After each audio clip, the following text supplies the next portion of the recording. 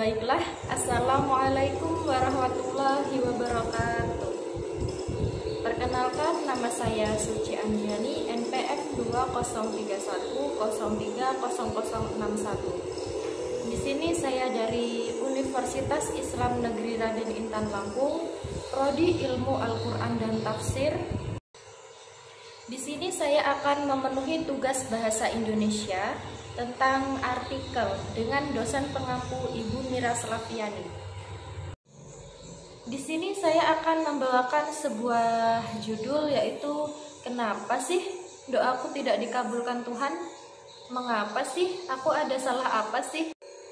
Baiklah, di kesempatan kali ini tidaklah ada sesuatu yang lebih mulia untuk kita haturkan melainkan puji dan syukur atas kehadirat Allah Subhanahu wa Ta'ala, atas apa yang telah Ia limpahkan kepada kita semua, baik berupa nikmat kesempatan, nikmat kesehatan jasmani dan rohani, serta kenikmatan yang tidak bisa kita hitung bilangannya.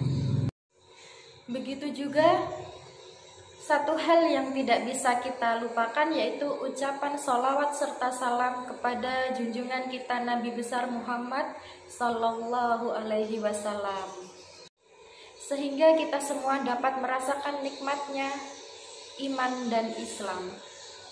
Semoga sholawat dan salam selalu tercurahkan kepada beliau, sahabatnya, keluarganya, dan orang-orang yang selalu meniti jalannya hingga hari penghisapan kelak. Amin. Allahumma amin.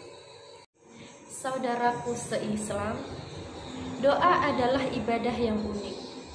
Ibadah yang dengannya lah kita seorang hamba dapat berhubungan dengan Sang Pencipta. Ibadah yang dengannya berbagai masalah teratasi, berbagai penyakit dapat disembuhkan. Akan tetapi, adakah yang menyadari bahwa ibadah yang semua dari kita dapat melakukannya, akan tetapi tidak semua dari kita akan menuai hasilnya secara langsung. Ada yang berdoa, tetapi belum juga menuai hasil dari doa itu. Mengapa sih doaku belum dikabulkan Tuhan? Mengapa doaku belum juga dikabulkan Tuhan? Nah, mungkin pertanyaan ini sering juga terlintas di benak kita, atau juga kita sering kerap mendengar dari saudara kita tentang keluhan ini. Oleh karena itu, kita seorang hamba yang butuh pertolongan Allah Ta'ala, sudah seharusnya lah kita tahu apa sih penyebab dari itu. Baiklah, pada kesempatan kali ini kita akan kembali membahas apa yang menjadikan doa kita terhalang untuk dikabulkan. Saudaraku se-Islam, banyak sebab yang menjadikan doa kita terhalang untuk dikabulkan. Akan tetapi, pada kesempatan kali ini kita akan membahas beberapa saja hal apa saja yang menyebabkan doa kita terhalang untuk dikabulkan. Di antaranya adalah yang pertama, bagian pertama yaitu mengkonsumsi hal-hal yang haram, baik dari pakaian, makanan, atau minuman. Di kesempatan yang lalu telah kita sebutkan sebuah cerita yang dikisahkan Nabi kita Nabi Muhammad Sallallahu Alaihi Wasallam tentang seorang pemuda yang terkumpul di dalamnya faktor-faktor terkabulkannya doa.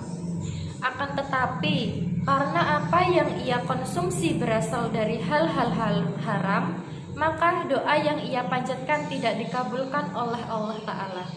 Nabi Muhammad Sallallahu Alaihi Wasallam bersabda yang diriwayatkan oleh Abu Hurairah, ada seseorang yang bepergian jauh, rambutnya kusut, tubuhnya berdebu.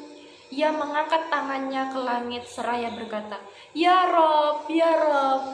Sedangkan makanannya haram, pakaiannya haram, dan ia diberi makanan dari sesuatu yang haram. Bagaimana Allah Ta'ala mengabulkan doa orang tersebut? Bagian kedua yaitu tergesa-gesa dalam berdoa. Sebuah ketergesaan dari seorang hamba yang akhirnya menyebabkan meninggalkannya ibadah yang mulia ini. Dalam hal ini, Nabi Muhammad Shallallahu Alaihi Wasallam memperingatkan umatnya untuk tidak bergesa-gesa dalam berdoa. Beliau bersabda yang artinya, akan dikabulkan doa salah seorang dari kalian selama ia tidak tergesa-gesa dan mengatakan, aku telah berdoa, namun Allah juga tidak mengabulkan doaku. Hadis Bukhari Muslim.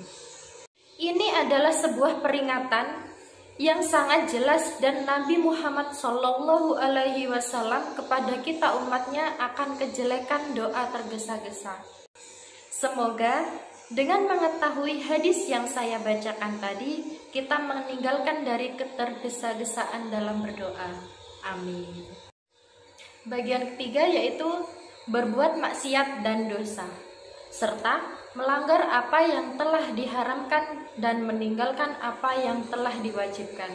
Nabi Muhammad Shallallahu Alaihi Wasallam bersabda, demi zat jiwaku ada di tengahnya, kalian harus memerintahkan kepada kebaikan dan mencegah dari kemungkaran, atau Allah akan menimpakan kepada kalian hukuman yang apabila kalian semua berdoa agar dihindarkan dari hukuman itu, maka tidak akan dikabulkan olehnya. Hadis riwayat Tirmizi. Saudaraku yang dimuliakan oleh Allah, maksiat adalah kegelapan yang akan menutupi hati kita. Kegelapan yang apabila dibiarkan terus-menerus akan menyebabkan hati ini dikuasai oleh setan, sehingga akan terhalang dari hidayah. Dalam hal ini, Syekhul Islam Ibnu Qayyim Al-Jauziyah rahimakumullah mengatakan, jika dosa semakin bertambah, maka itu akan menutupi hati pemiliknya. Imam Mujahid rahimakumullah juga mengatakan, hal itu seperti telapak tangan. Awalnya ia dalam keadaan terbuka, dan jika berbuat dosa, maka telapak tangan tersebut akan tergenggam.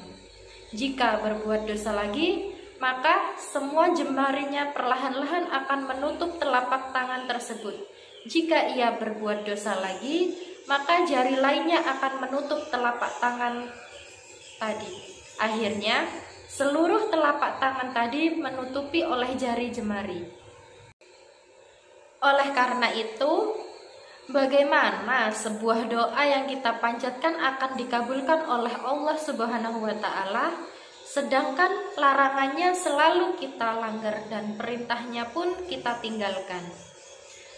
Hari demi hari yang dilewati, kita hiasi dengan maksiat tanpa memikirkan apa dampaknya bagi diri kita. Marilah bersama kita tingkatkan iman dan memperbanyak istighfar dari dosa-dosa yang kita perbuat, yang semoga dengannya doa yang kita panjatkan akan dikabulkan oleh Allah Ta'ala. Bagian keempat yaitu tidak bersungguh-sungguh dalam berdoa. Nabi Muhammad Shallallahu Alaihi Wasallam bersabda, janganlah sekali-kali kalian berkata, ya Allah, apabila Engkau berkenan, maka ampunilah aku. Apabila Engkau berkenan, kasihanilah aku. Apabila Engkau berkenan, berilah kepadaku rezeki. Akan tetapi, bersungguh-sungguhlah dalam berdoa, karena Allah Ta'ala berbuat menurut apa yang Ia kehendaki dan tidak ada yang memaksanya. Hadis riwayat Bukhari. Jadi kesimpulannya, saudaraku, ingatlah bahwasanya sejauh mana engkau berusaha, maka sejauh itulah yang akan kau dapatkan. Terus dan teruslah di dalam kesungguhan, maka engkau akan menuai hasilnya nanti. Dan yang tidak kalah pentingnya adalah sebuah keyakinan bahwa doa yang kita panjatkan akan dikabulkan oleh Allah Ta'ala.